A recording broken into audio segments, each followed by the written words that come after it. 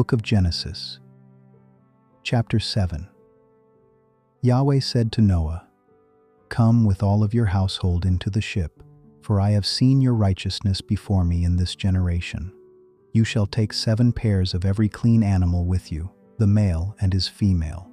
Of the animals that are not clean, take 2, the male and his female. Also of the birds of the sky, 7 and 7, male and female, to keep seed alive on the surface of all the earth.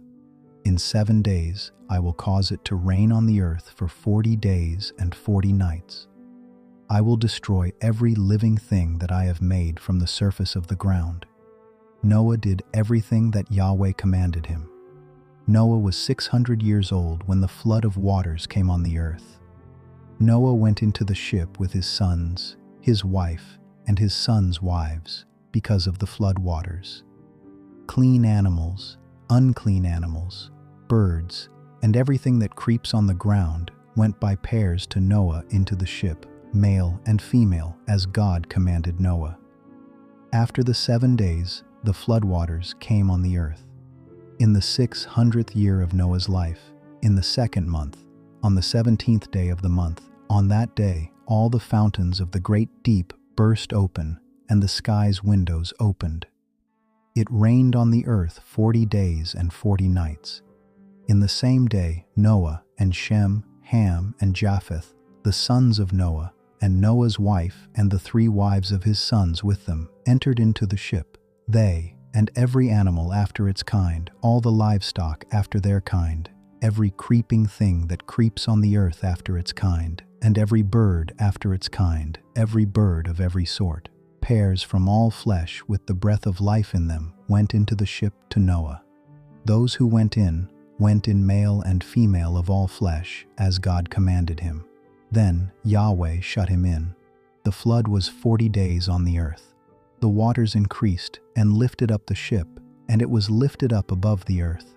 The waters rose and increased greatly on the earth, and the ship floated on the surface of the waters. The waters rose very high on the earth. All the high mountains that were under the whole sky were covered. The waters rose 15 cubits higher, and the mountains were covered. All flesh died that moved on the earth, including birds, livestock, animals, every creeping thing that creeps on the earth, and every man. All on the dry land, in whose nostrils was the breath of the Spirit of life, died. Every living thing was destroyed that was on the surface of the ground, including man, livestock, creeping things, and birds of the sky. They were destroyed from the earth. Only Noah was left, and those who were with him in the ship. The waters flooded the earth 150 days.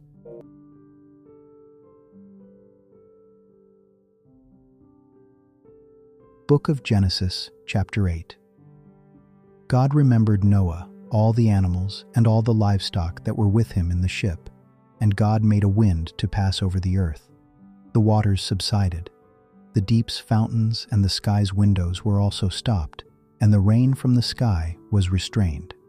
The waters continually receded from the earth. After the end of 150 days, the waters receded.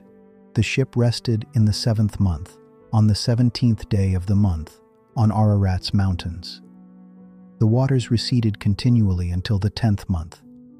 In the 10th month, on the 1st day of the month, the tops of the mountains were visible. At the end of 40 days, Noah opened the window of the ship which he had made, and he sent out a raven. It went back and forth until the waters were dried up from the earth. He himself sent out a dove to see if the waters were abated from the surface of the ground. But the dove found no place to rest her foot, and she returned into the ship to him, for the waters were on the surface of the whole earth. He put out his hand and took her and brought her to him into the ship. He waited yet another 7 days, and again he sent the dove out of the ship. The dove came back to him at evening, and behold, in her mouth was a freshly plucked olive leaf. So Noah knew that the waters were abated from the earth. He waited yet another 7 days and sent out the dove, and she didn't return to him any more. In the 601st year, in the 1st month, the 1st day of the month, the waters were dried up from the earth. Noah removed the covering of the ship and looked. He saw that the surface of the ground was dry. In the 2nd month, on the 27th day of the month, the earth was dry. God spoke to Noah, saying, "Go out of the ship, you, your wife, your sons, and your sons' wives with you. Bring out with you every living thing that is with you of all flesh, including birds, livestock, and every creeping thing that creeps on the earth, that they may breed abundantly in the earth, and be fruitful, and multiply on the earth." Noah went out with his sons, his wife, and his sons' wives with him. Every animal, every creeping thing, and every bird, whatever moves on the earth, after their families, went out of the ship. Noah built an altar to Yahweh, and took of every clean animal, and of every clean bird, and offered burnt offerings on the altar. Yahweh smelled the pleasant aroma. Yahweh said in his heart, "I will not again curse the ground any more for man's sake, because the imagination of man's heart is evil from his youth. I will never again strike every living thing as I have done. While the earth remains, seed time and harvest, and cold and heat, and summer and winter, and day and night will not cease."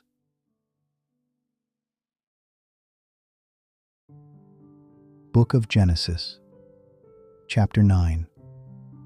God blessed Noah and his sons and said to them, "Be fruitful, multiply, and replenish the earth. The fear of you and the dread of you will be on every animal of the earth and on every bird of the sky. Everything that moves along the ground and all the fish of the sea are delivered into your hand. Every moving thing that lives will be food for you. As I gave you the green herb, I have given everything to you. But flesh with its life, that is, its blood, you shall not eat.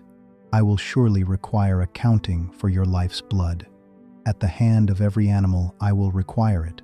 At the hand of man, even at the hand of every man's brother, I will require the life of man. Whoever sheds man's blood, his blood will be shed by man, for God made man in his own image. Be fruitful and multiply. Increase abundantly in the earth, and multiply in it." God spoke to Noah and to his sons with him, saying, "As for me, behold, I establish my covenant with you, and with your offspring after you, and with every living creature that is with you, the birds, the livestock, and every animal of the earth with you, of all that go out of the ship, even every animal of the earth. I will establish my covenant with you. All flesh will not be cut off any more by the waters of the flood. There will never again be a flood to destroy the earth." God said, "This is the token of the covenant which I make between me and you and every living creature that is with you for perpetual generations. I set my rainbow in the cloud, and it will be a sign of a covenant between me and the earth. When I bring a cloud over the earth, that the rainbow will be seen in the cloud, I will remember my covenant, which is between me and you and every living creature of all flesh, and the waters will no more become a flood to destroy all flesh. The rainbow will be in the cloud. I will look at it, that I may remember the everlasting covenant between God and every living creature of all flesh that is on the earth." God said to Noah, "This is the token of the covenant which I have established between me and all flesh that is on the earth." The sons of Noah who went out from the ship were Shem, Ham, and Japheth. Ham is the father of Canaan. These three were the sons of Noah, and from these the whole earth was populated. Noah began to be a farmer and planted a vineyard. He drank of the wine and got drunk. He was uncovered within his tent. Ham, the father of Canaan, saw the nakedness of his father and told his two brothers outside. Shem and Japheth took a garment and laid it on both their shoulders, went in backwards, and covered the nakedness of their father. Their faces were backwards, and they didn't see their father's nakedness. Noah awoke from his wine and knew what his youngest son had done to him. He said, "Canaan is cursed. He will be a servant of servants to his brothers." He said, "Blessed be Yahweh, the God of Shem. Let Canaan be his servant. May God enlarge Japheth. Let him dwell in the tents of Shem. Let Canaan be his servant." Noah lived 350 years after the flood. All the days of Noah were 950 years, and then he died.